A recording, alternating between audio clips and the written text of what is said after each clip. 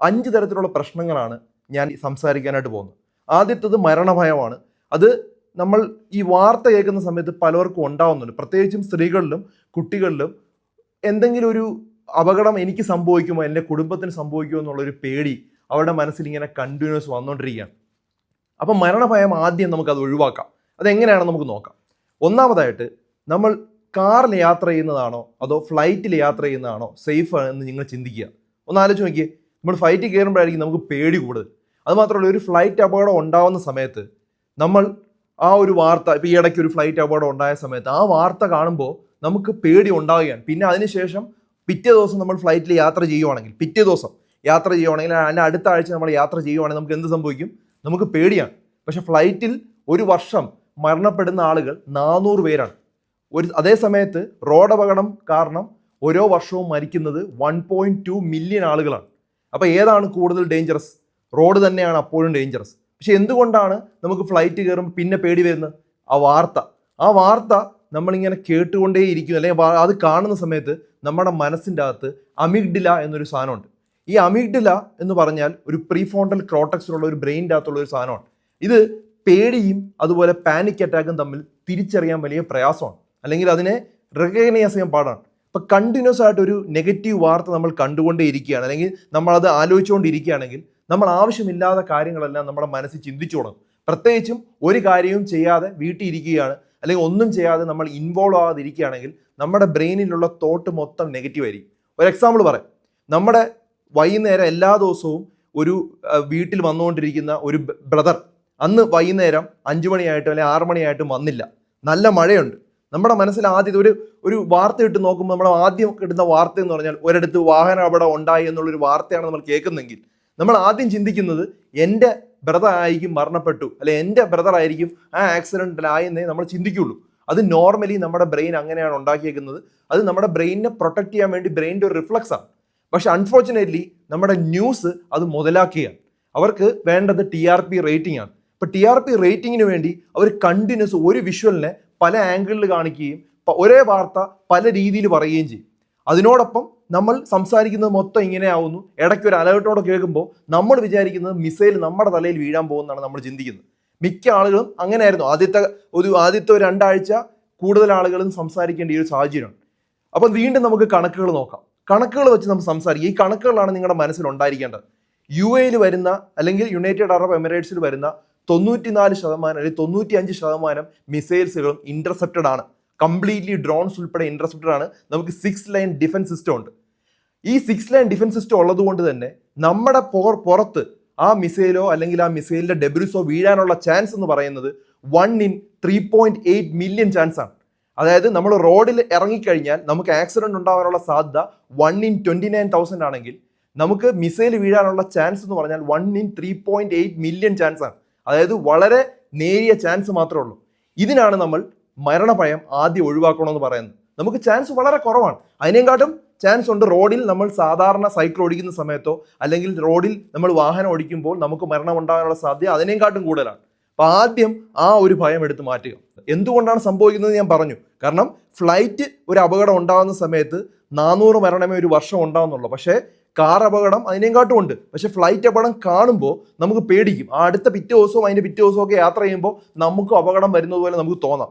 അതുപോലെ തന്നെയാണ് അത് നിങ്ങൾക്ക് മനസ്സിലാവാൻ വേണ്ടി, കാരണം ഓൾറെഡി നമ്മൾ അത് എക്സ്പീരിയൻസ് ചെയ്തുകൊണ്ടാണ് ഞാൻ ആ എക്സാമ്പിൾ പറഞ്ഞത്. ഇപ്പം മിസൈൽ എന്ന് പറഞ്ഞൊരു പുതിയൊരു കാര്യമാണ്. പുതിയൊരു കാര്യം കൊണ്ട് നമുക്ക് വിചാരിക്കും നമ്മുടെ പുറത്ത് ഇപ്പം ഒരു പാകിസ്ഥാനി മരിച്ചു അല്ലെങ്കിൽ ഇന്ത്യൻ മരിച്ചു എന്നൊക്കെ പറയുമ്പോൾ നമ്മൾ വിചാരിക്കും അടുത്തത് ഞാനായിരിക്കും അല്ലെങ്കിൽ അടുത്തത് വേറെ ആയിരിക്കും എന്നുള്ള ചിന്ത ഓട്ടോമാറ്റിക്കായിട്ട് വരും. അത് നോർമലാണ്, അത് മനസ്സിലാക്കുക. അത് തെറ്റാണ്.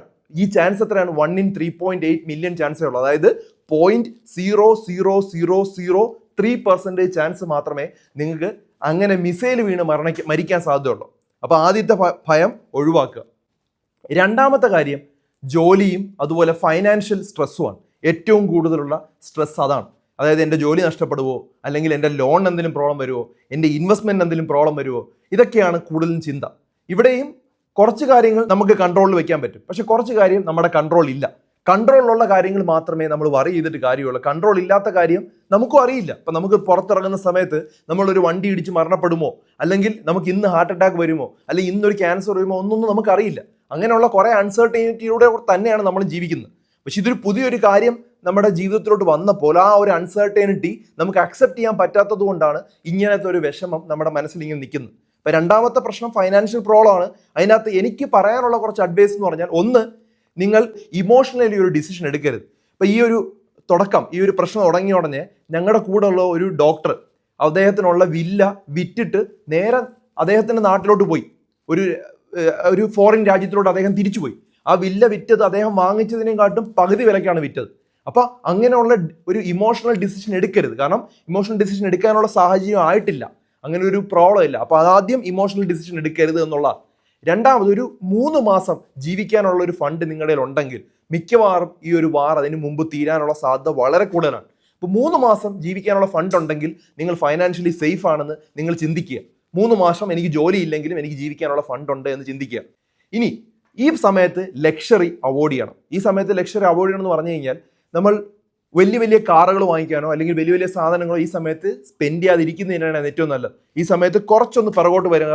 കാരണം നമുക്കറിയില്ല ഏത് സിറ്റുവേഷനിലോട്ടാണ് പോകുന്നത്. ചിലപ്പോൾ ഒന്ന് ഫൈനാൻഷ്യലി ടൈറ്റ് ആവാൻ കുറച്ച് സാധ്യതയുണ്ട്. അപ്പം അതുകൊണ്ട് ലക്ഷറി ഈ സമയത്ത് അവോയ്ഡ് ചെയ്യുക. അപ്പം ഞാൻ സാധാരണ രീതിയിൽ പറയുന്നത്, നമ്മൾ എക്സ്പെൻസസ് കൺട്രോൾ ചെയ്യുക. ആവശ്യമുള്ള കാര്യങ്ങൾക്ക്, ഇപ്പം നമുക്ക് ജീവിക്കാനുള്ള കാര്യങ്ങൾ, നമുക്ക് ആഹാരത്തിനുള്ള കാര്യങ്ങൾ, നമ്മൾ പ്രൊട്ടക്ട് ചെയ്യാനുള്ള കാര്യങ്ങളും നമ്മുടെ ഫാമിലിക്ക് വേണ്ടിയുള്ള കാര്യങ്ങൾക്കും വേണ്ടി സ്പെൻഡ് ചെയ്യുക.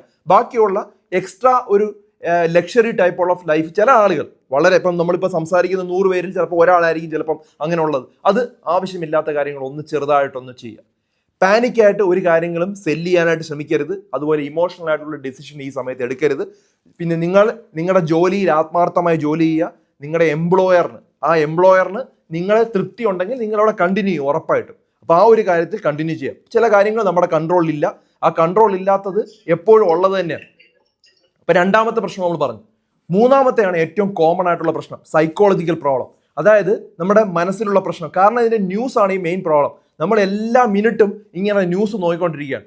എല്ലാ മിനിറ്റും ന്യൂസ് നോക്കിക്കൊണ്ട് നമ്മൾ അറിയാതെ തന്നെ നമ്മുടെ പ്രീ ഫ്രോണ്ടൽ കോർട്ടക്സിനെ നമ്മൾ പാനിക് മോഡിലോട്ട് മാറ്റുകയാണ്. ഈ പാനിക് മോഡ് എന്ന് പറഞ്ഞു കഴിഞ്ഞാൽ, ഒരു കള്ളൻ നിങ്ങളുടെ വീട്ടിലോട്ട് കയറുന്നു എന്ന് നമുക്ക് തോന്നലുണ്ടായാൽ നമുക്ക് പ്രോപ്പറായിട്ട് പ്ലാൻ ചെയ്യാം. നമുക്ക് എന്ത് ചെയ്യണം, എങ്ങനെയാണ് എന്നുള്ളത് നമുക്ക് വ്യക്തമായിട്ട് ഐഡിയ ഉണ്ട്. നമുക്ക് പോലീസിനെ വിളിക്കണോ അല്ലെങ്കിൽ അവരെ എങ്ങനെ പ്രൊട്ടക്ട് ചെയ്യണം എല്ലാം അറിയാം. പക്ഷെ നമ്മൾ കണ്ണ് തുറക്കുമ്പോൾ കള്ളൻ കത്തിയായിട്ട് നമ്മുടെ മുമ്പ് നിൽക്കുക ചെയ്യുകയാണെങ്കിൽ നമ്മുടെ പാനിക് അറ്റാക്കിലോട്ട് മാറും. നമുക്ക് എന്ത് ചെയ്യണമെന്ന് അറിയില്ല, ചിലപ്പം എന്തെങ്കിലുമൊക്കെ ചെയ്യും. അപ്പോൾ പാനിക് മോഡിലോട്ട്, ആ പാനിക് മോഡിലോട്ട് നമ്മൾ ഒരിക്കലായാൽ നമ്മൾ ചെയ്യുന്നതെല്ലാം തെറ്റിപ്പോകും. നമ്മൾ ചെയ്യുന്നതെല്ലാം അബദ്ധത്തിലോട്ട് പോകും. ഒരു കാരണവശാലും പാനിക് മോഡിലോട്ട് പോരുത്. അതിനുവേണ്ടി എന്ത് ചെയ്യണം, ന്യൂസ് 1 പ്രാവശ്യം അല്ലെങ്കിൽ 2 പ്രാവശ്യമേ കാണാവൂ.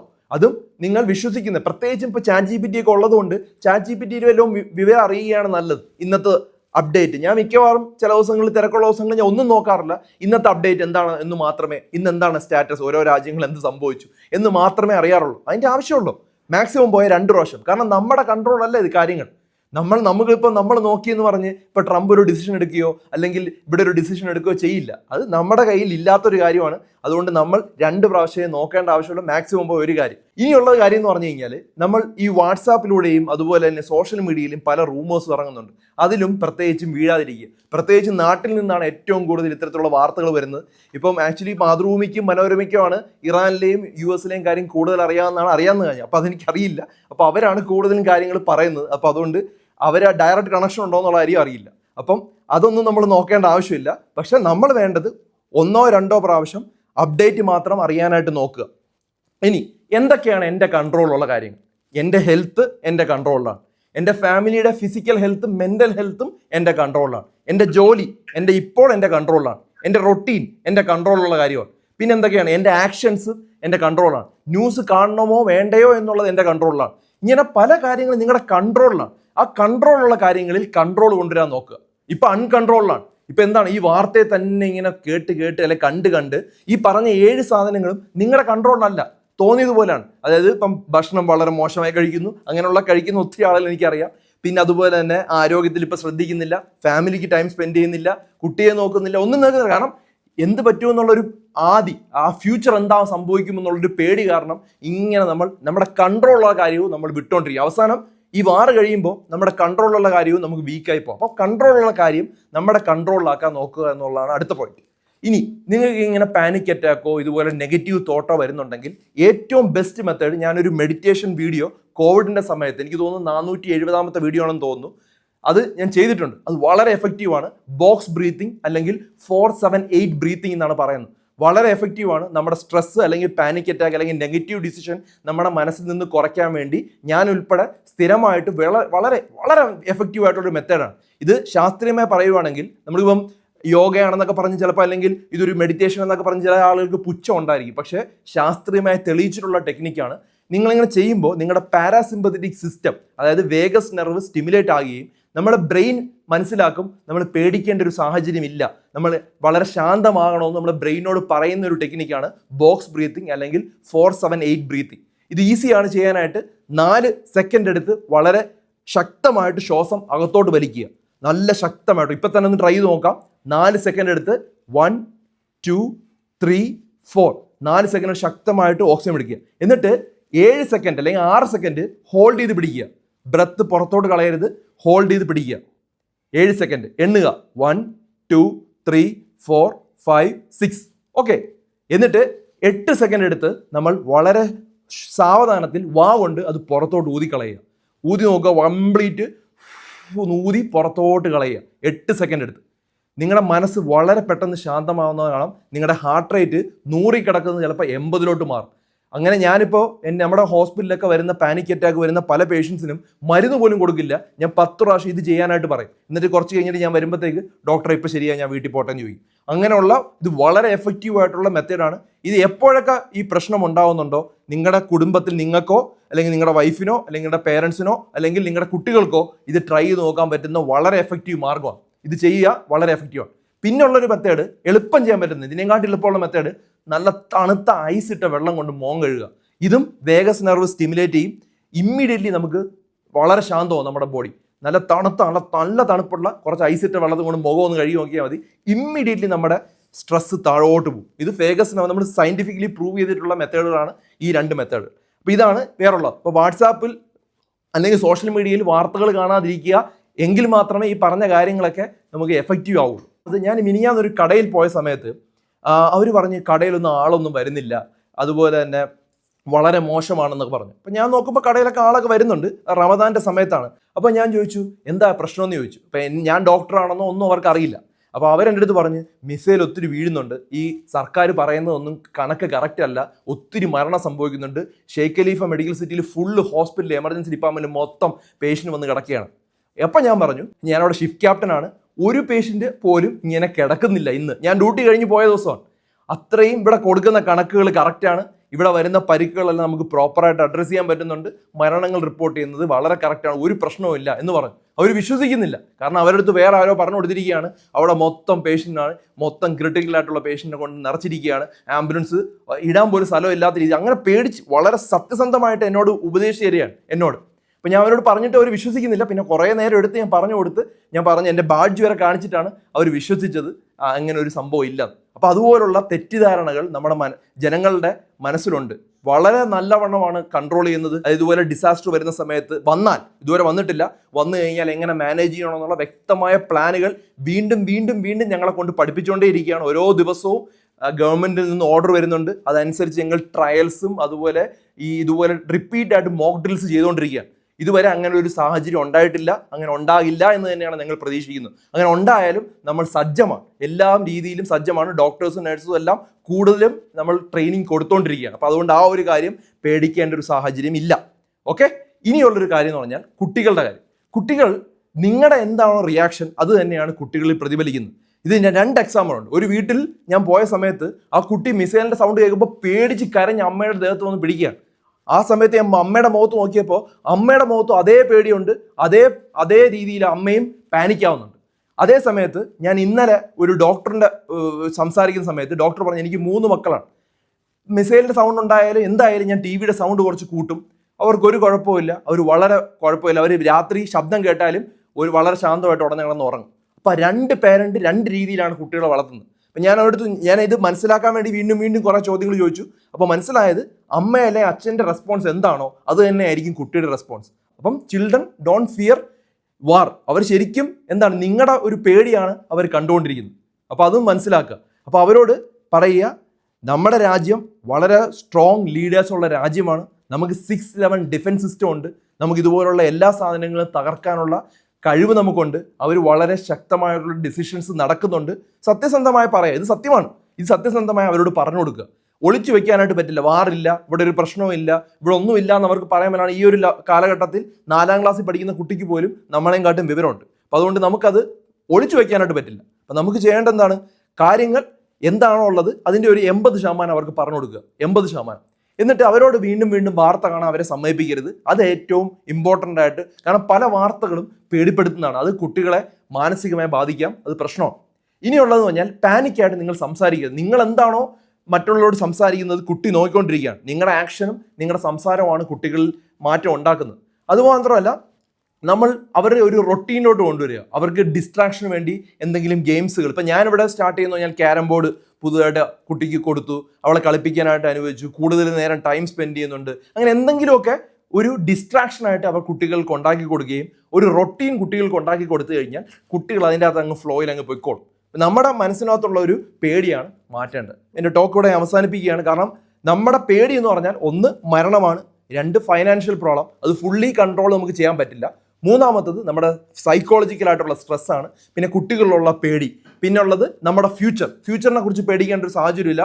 കോവിഡും അതിജീവിച്ച ആളുകളാണ് നമ്മൾ. അപ്പോൾ അത് വലിയൊരു മഹാമാരിയായിരുന്നു. ആക്ച്വലി നമുക്കൊക്കെ അസുഖം വന്ന്, ഞാൻ ആദ്യം വന്ന സമയത്ത് വന്ന പേഷ്യൻസുകളെ നോക്കുകയാണെങ്കിൽ ഒരു 40 പേഷ്യൻ്റ് കടന്നു കഴിഞ്ഞാൽ അതിൻ്റെ അകത്ത് 15-16 പേഷ്യൻ്റൊക്കെ മരണപ്പെട്ടിട്ടുണ്ട് ആദ്യത്തെ കാലഘട്ടത്തിൽ. അത്രയും പ്രശ്നമായിട്ടുള്ള ഒരു അസുഖത്തിൽ നിന്നാണ് നമ്മൾ അതിജീവിച്ച് ഇവിടെ വരെ എത്തി. അപ്പം ഇതും ഉറപ്പായിട്ടും പുറത്തു വരുമെന്ന് തന്നെയാണ് പ്രതീക്ഷിക്കുന്നത്. അത്രയും നാൾ ഇങ്ങനെ ഒരു ചോക്കിംഗ് സിറ്റുവേഷനിലോട്ട് വേൾഡിനെ കൊണ്ടുവരാൻ പറ്റില്ല. അങ്ങനെയാണെങ്കിൽ വലിയ പ്രതിഷേധം പല രാജ്യങ്ങളിൽ നിന്നും ഉണ്ടാവും. അപ്പോൾ ആ ഒരു വിശ്വാസത്തിരിക്കുക. നമ്മളെ ഫ്യൂച്ചറിനെ കുറിച്ച് അങ്ങനെയുള്ള കൂടുതൽ ആവലാതികളൊന്നും വേണ്ട. നമുക്ക് ഫ്യൂച്ചറിനെ കുറിച്ച് ശരിക്കും ഒന്നും പറയാനായിട്ട് പറ്റില്ല. ഇന്ന് മരിക്കുമോ അല്ലെങ്കിൽ അടുത്ത മിനിറ്റ് മരിക്കുമോ എന്ന് പോലും നമുക്ക് അല്ലെങ്കിൽ പോലും പറയാൻ പറ്റില്ല. അപ്പം നമുക്ക് ഇതിനെക്കുറിച്ച് കൂടുതൽ ചിന്തിച്ച് കൂടുതൽ ആവലാതി ഇപ്പം വേണ്ട. അപ്പോൾ ഈ ഒരു 5 കാര്യങ്ങളാണ് എനിക്ക് നിങ്ങളോട് പറയാനുള്ളത്. കൂടുതൽ പറഞ്ഞു കഴിഞ്ഞാൽ ഒന്നും തലേ കയറില്ല. മെയിനായിട്ട് എനിക്ക് പറയാനുള്ളത് ഈ 5 കാര്യങ്ങൾ മാത്രം.